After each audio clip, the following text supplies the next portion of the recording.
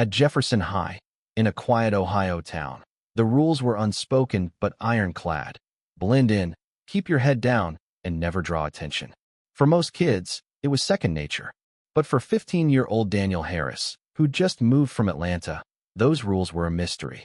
He was quiet, lanky, with skin like rich coffee and a guarded gaze that didn't invite trouble but didn't shrink from it either. That made him a target.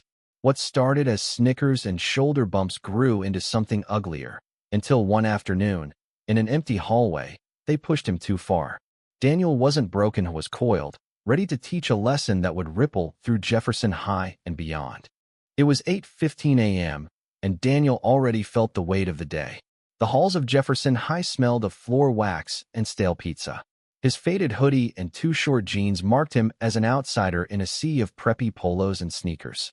His deep brown skin stood out under the fluorescent lights, a silent signal in a town that was 90% white and wary of newcomers. Clutching his backpack, he slipped into U.S. history, where 30 pairs of eyes sized him up. He took the back seat, folding his long limbs like he could disappear. His dad's words echoed, "Keep your head down, son. Watch first, talk later." In the front row, Ethan Miller, a junior with a quarterback's build and a predator's smirk, didn't turn around. He leaned toward his buddies, Lucas and Nate, muttering, "New guys begging for it." The air shifted, a storm brewing. Daniel felt it, but kept his eyes on his notebook. By lunch, survival was a tightrope. The cafeteria was a battlefield, jocks at the center, cheerleaders glittering on the edges, loners like Daniel haunting the corners. He grabbed a turkey sandwich and a bruised apple, settling by the emergency exit where the noise dulled. For a moment, he breathed. Then Ethan's shadow fell across his table, Lucas and Nate looming behind. "Yo, string bean," Ethan said, his smile sharp. "This the Atlanta special?" Daniel stared at his food, hoping they'd move on. They didn't.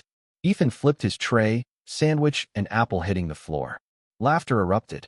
Daniel's pulse spiked, but his mom's voice held him back. "Stay smart, baby. Don't owe them your anger." He cleaned the mess, sat back down, and stared ahead, jaw tight. Across the room, Sophie Turner, a junior with sharp eyes and a notebook, watched without a word. At home, the Harris house was a sanctuary. Daniel dropped his backpack, wincing as it grazed a bruise. His dad, James, a former MMA fighter turned coach, called from the kitchen, "Eat anything today?" Daniel mumbled, "Sort of." James's eyes narrowed, reading the tension in his son's frame. "Garage," he said. It wasn't a question. Their padded garage was secret, no grades, no popularity, just sweat and truth. They sparred, but Daniel's moves were off, his focus frayed.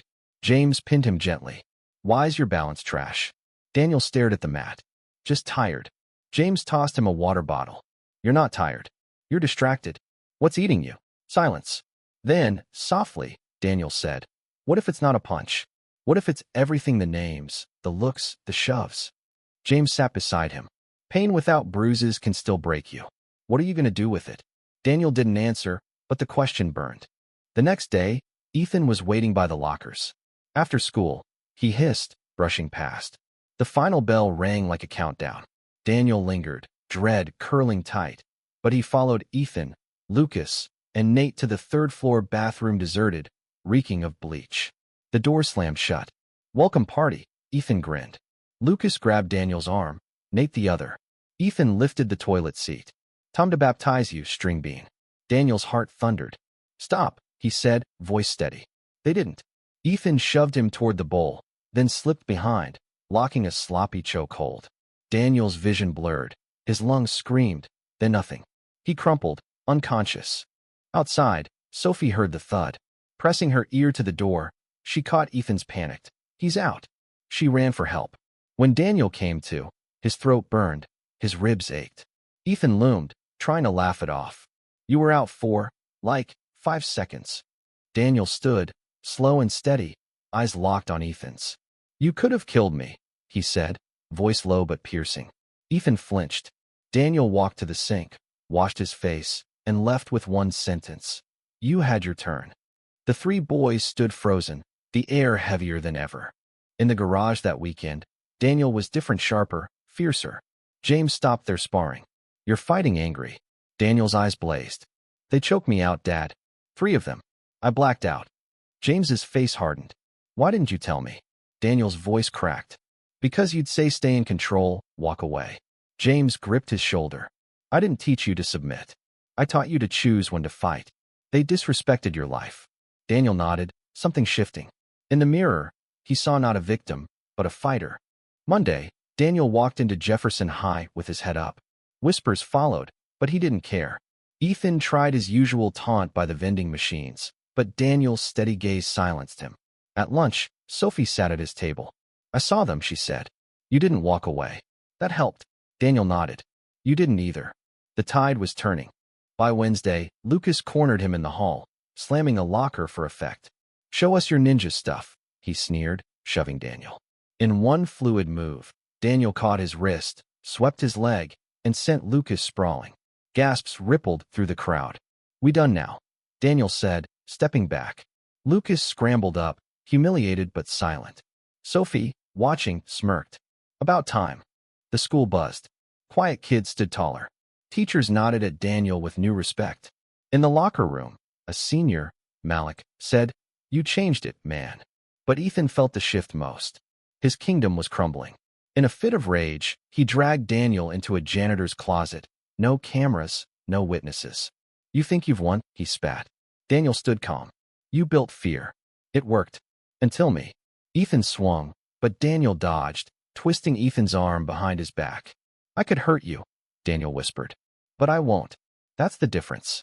He let go. Ethan stumbled, shaken. The door creaked open. Vice Principal Carter stood there, eyes narrow.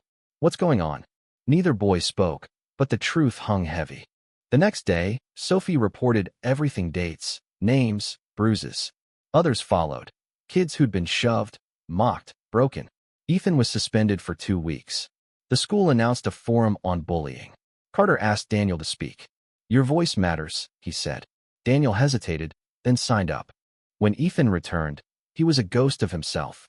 In a quiet hallway, he approached Daniel. You could have ruined me. You didn't. Daniel met his eyes. I'm not like you. Ethan offered a handshake, not forgiveness, but a truce. Daniel took it, brief and firm. At the forum, Daniel spoke about silence, fear, and the moment he chose to stand. The room listened, rapt. The school wasn't perfect, but it was safer. Kids laughed freer, stood taller. Daniel joined Sophie and Malik at lunch, no longer alone. He'd claimed his story, not with fists, but with courage. That fall, Jefferson High felt lighter. Daniel walked the courtyard, watching kids once cornered, now open live without fear. He hadn't become his bullies. He'd shown them who he was. And that was enough. What do you think? Have you faced injustice or violence and chosen to rise above? Share your thoughts below. Should we fight back? Or is restraint the real power? Your voice matters. Let's keep this conversation going.